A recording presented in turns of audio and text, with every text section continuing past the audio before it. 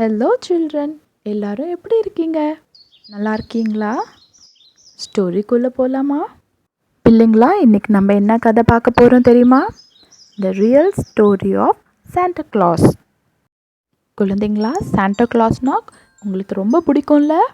குளிர்காலம் வந்தாலே Santa Claus ஞாபகம் வருதுல்ல? சாண்டா கிளாஸ் தாத்தா யார், அவர் எங்கேருந்து வந்தார், அந்த உண்மைத்தன்மை பார்க்கலாமா? 3ஆம் நூற்றாண்டில் செயின்ட் நிக்கோலஸ்ன்னு ஒரு தாத்தா இருந்தார். அவர் ஒரு பிஷப்பாம். ஏழை மக்களுக்கு அவர் உதவி செய்வாராம். அவர் வாழ்ந்த காலத்தில் அவர் என்ன பண்ணார் தெரியுமா? அவர் ஒரு சின்ன ரூல்ஸ் கொண்டு வந்தாராம். அவர் அங்கே வாழ்ந்த ஜனங்க கிட்ட சொன்னாராம், உங்களுக்கு என்ன தேவையோ நீங்கள் அந்த தேவைகளை எழுதி கொண்டு வந்து இந்த ஆலயத்தில் வச்சிங்கன்னா அந்த தேவைகளுக்காக நாங்கள் ஜெபம் பண்ணுவோம் அப்படின்னு சொன்னாராம். அதே மாதிரி ஜனங்களும் அவர்களோட தேவைகளை எழுதி அந்த ஆலயத்தில் கொண்டு வந்து வைப்பாங்க. அப்போது இந்த செயின்ட் நிக்கோலஸ்ன்றவர் என்ன பண்ணுவாராம், அதை பார்த்துட்டு யாருக்கு என்ன தேவைகளோ அந்த தேவைகளை அவர் சந்திப்பாராம். அவர் எப்படி சந்திப்பார் தெரியுமா பிள்ளைகளா? அவர் அந்த தேவைகளை அறிஞ்சிக்கிட்டு என்ன பண்ணுவார், இரவுலேயே போய் அந்த கிஃப்ட்ஸை அவங்க வீட்டு முன்னாடி வச்சுட்டு போயிடுவாராம். அதிகாலையில் அந்த வீட்டில் இருக்க ஜனங்கள் வெளியே வந்து பார்க்கும்போது அவங்க வீட்டுக்கு முன்னாடி கிஃப்ட்ஸ் எல்லாம் இருக்குமா. அவங்க அதை பார்த்து ரொம்ப சந்தோஷப்படுவாங்களாம். குழந்தைங்கள்லாம் ரொம்ப ஹாப்பியாக இருப்பாங்களாம்.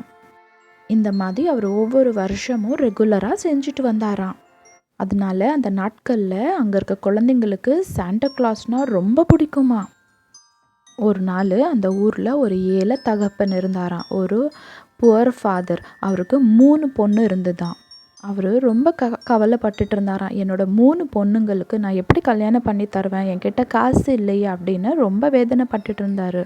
அப்போது அவரோட கவலையை அவர் எழுதி அந்த ஆலயத்தில் வச்சுருக்காரு. அதை நிக்கோலஸ் தாத்தா இருக்கார்ல, சாண்டா கிளாஸ்ன்ற தாத்தா, அவர் பார்த்துட்டு அவர் என்ன பண்ணார், அந்த ஏழை மனிதர் இருக்கார்ல, அவர் வீட்டுக்கு முன்னாடி இரவுலேயே போயிட்டு அவர் நகை பொண்ணு நிறைந்த ஒரு கிஃப்ட்டு கொண்டு வச்சுட்டு போயிட்டாராம். அப்போது அதிகாலையில் எழுந்திரிச்சு இந்த ஏழை மனிதர் பார்த்தா ஒரு அழகான ஒரு பார்சல், ஒரு கிஃப்ட் பேக். அதை அவர் திறந்து பார்த்தா அதுக்குள்ளே நிறைய கோல்ட்ஸ் இருந்துதான். அவருக்கு ரொம்ப ஆச்சரியமாக இருந்ததான், ரொம்ப சந்தோஷமாக ஆயிடுச்சான். இது யார் வச்சுருப்பா அப்படின்னு அவர் யோசிச்சுட்டு இருந்தார். அதுக்கப்புறம் அவர் என்ன நினச்சாரா, நம்ம எழுதி வச்சோம்ல ஆலயத்தில், அதனால தான் கடவுள் நம்மளுக்கு உதவி செஞ்சுருக்கிறாருன்னு நினச்சாராம். அதுக்கப்புறம் அவரோட ஃபஸ்ட்டு பொண்ணுக்கு அவர் நல்லா ஜாம்னு கல்யாணம் முடிச்சிட்டாராம். அதே மாதிரி நெக்ஸ்ட் டைமும் அவருக்கு இன்னொரு கிஃப்ட் கிடச்சிதான்.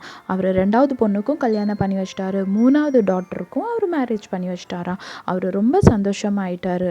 இதே மாதிரி தான் அந்த நிக்கோலஸ் தாத்தா எல்லாருக்கும் உதவி செய்வாராம். அதனால அங்கே இருக்க குழந்தைங்க பெரியவங்களுக்கு இந்த நிக்கோலஸ் தாத்தானா ரொம்ப பிடிக்குமா. ஒரு மனிதர் குண்டான உருவத்தில், மேலே கேப்பு, ரெட் கலர் ட்ரெஸ் போட்டு பெரிய வெள்ளை தாடி வச்ச தாத்தானா ரொம்ப பிடிக்குமா. குழந்தைங்களுக்கு சாண்டா கிளாஸ் பார்த்தாலே ரொம்ப ஹாப்பி ஆகிடுமா. இது ஒரு காலத்தில் வெஸ்டர்ன் கண்ட்ரீஸில் தான் நடந்துட்டு இருந்தது. இப்போது உலகம் முழுவதும் சாண்டா கிளாஸ் தாத்தானா எல்லா குழந்தைங்களுக்கும் தெரியும். இதுதான் சாண்டா கிளாஸ் தாத்தாவின் கதை. குழந்தைங்களா, இப்போ உங்களுக்கு புரிஞ்சுதா சாண்டா கிளாஸ் தாத்தா யாருன்னு? அவர் செயின்ட் நிக்கோலஸ், 3ஆம் நூற்றாண்டில் வாழ்ந்த நிக்கோலஸ் தாத்தாவை தான் நம்ம சாண்டா கிளாஸ்ன்னு சொல்லி கூப்பிடுறோம். அது இன்னும் பார்த்திங்கன்னா நம்ம எல்லாருமே டிசம்பர் மாதம் வந்துட்டாலே இந்த கிறிஸ்மஸ் சீசனில் சாண்டா கிளாஸை நம்ம யாருமே மறக்க மாட்டோம். ஓகே குழந்தைங்களா, இந்த கதையிலேருந்து உங்களுக்கு என்ன புரிஞ்சுது? நம்மளும் முடிஞ்ச அளவுக்கு ஏழை ஜனங்களுக்கு, ஏழை பிள்ளைங்களுக்கு நம்ம உதவி செய்யலாம். சரிங்களா குழந்தைங்களா? நம்ம அடுத்த கதையில் சந்திக்கலாம். பாய்.